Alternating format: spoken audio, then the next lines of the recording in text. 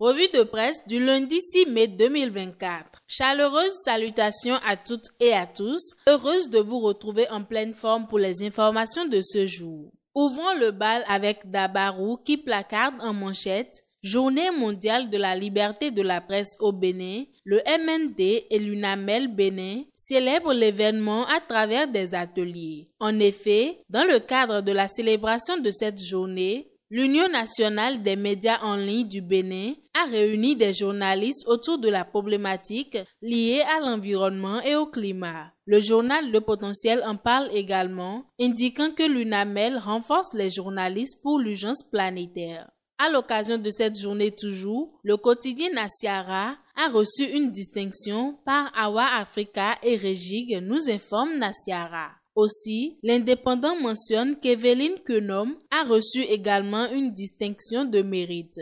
Le Matin nous apprend que Basile Tibozo et la PADEM Bénin réfléchissent sur les mots de la presse béninoise à l'occasion de la 31e édition de la Journée internationale de la liberté de presse. De ce fait, plusieurs activités sont prévues pour marquer cet événement. Poursuivons avec Le Potentiel qui nous parle de la commémoration du 1er mai à la BOA Bénin. Pour la célébration de la fête des travailleurs, les perspectives d'amélioration du PNB ont été au cœur des réflexions. À l'Assemblée nationale également, la fête des travailleurs n'est pas passée inaperçue. Le Télégramme mentionne dans son journal que du vendredi 3 au samedi 4 mai, le personnel parlementaire a commémoré cette fête du 1er mai. Le thème choisi est « La santé du personnel parlementaire, un gage d'efficacité de l'Assemblée nationale ». Ce 1er mai 2024 a été marqué par un autre événement. Il s'agit de la protestation contre la cherté de la vie. Le Télégramme nous donne les échos de ces militants de la CSTB qui ont protesté le 1er mai dernier. 12 parmi eux ont été libérés, mais la garde à vue a été prolongée pour 42 autres militants, rapporte le journal. Ça ne démarre pas dans le rang des syndicalistes. Leurs responsables sont déterminés à en découdre avec l'exécutif, a constaté La Boussole, qui a rapporté par ailleurs la marche annoncée. Anselme Amoussou a dévoilé les dispositions prises pour le rendez-vous du 11 mai prochain. Le secrétaire général de la CSA Bénin a aussi proposé la solution qui pourrait conduire à l'apaisement, écrit les 4 vérités. Mais la répression des mouvements de protestation inquiète Dynamisme Info. La marche est-elle une infraction au code pénal, s'est interrogé le quotidien. Et puisque nous parlons des syndicats, eh bien, la COSI Bénin a un nouveau secrétaire général. Il s'appelle Kodjo Renlin, nous apprend le Figaro national. Un autre sujet, la répression des infractions liées au code de la route, à nouveau dans les parutions ce matin. La deuxième phase a été présentée aux transporteurs, lance le matinal. En prélude à la deuxième phase annoncée imminente, les 4 vérités nous apprennent que la police républicaine et les responsables des EM et transporteurs ont tenu une réunion importante. Les conducteurs de véhicules à 4 roues seront donc bientôt dans le viseur de la police républicaine, a déduit Fraternité. Et en annonce à la répression, ajoute le journal,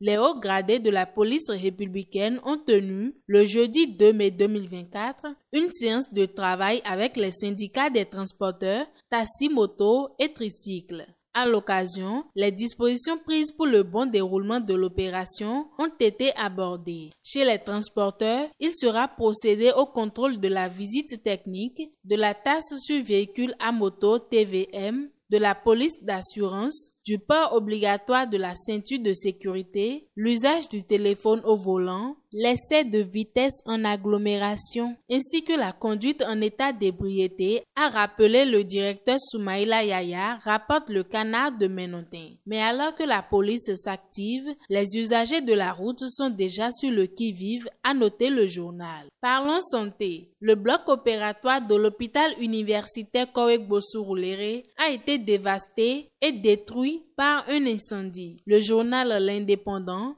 alerte les autorités compétentes ce matin. Il y a même que le directeur reste juste là, introuvable, rapporte la publication. Fonction publique, recrutement militaire spécial, la phase des visites médicales commence aujourd'hui, prévient le matin. Insécurité au stade René Pleven de Cotonou, la descente des éléments de la police républicaine saluée, écrit le Télégramme. Presse.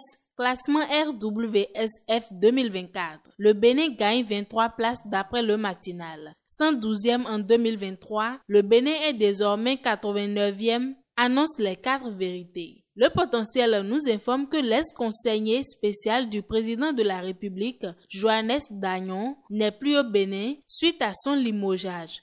Le journal indique que de là où il est, il se prépare à rebondir en 2026. Élection législative au Togo, il y a eu une écrasante victoire du Parti uni de Fort Yassingbe, nous apprend le quotidien Nasiara. Le parti du pouvoir en place remporte 108 places sur les 113 disponibles, précise Nord-Sud Quotidien. Une nouvelle qui va étonner plus d'un. Dabarou nous informe qu'au Sénégal, Ousmane Sonko démissionne. Sport Boule à présent, le Figaro national ainsi que les 4 vérités confirment la réélection du président Idrissou Ibrahima et propose par ailleurs l'intégralité de son allocution à l'occasion. C'est sur cette note que prend fin notre revue de presse d'aujourd'hui. Merci pour l'écoute et fructueuse semaine à chacun.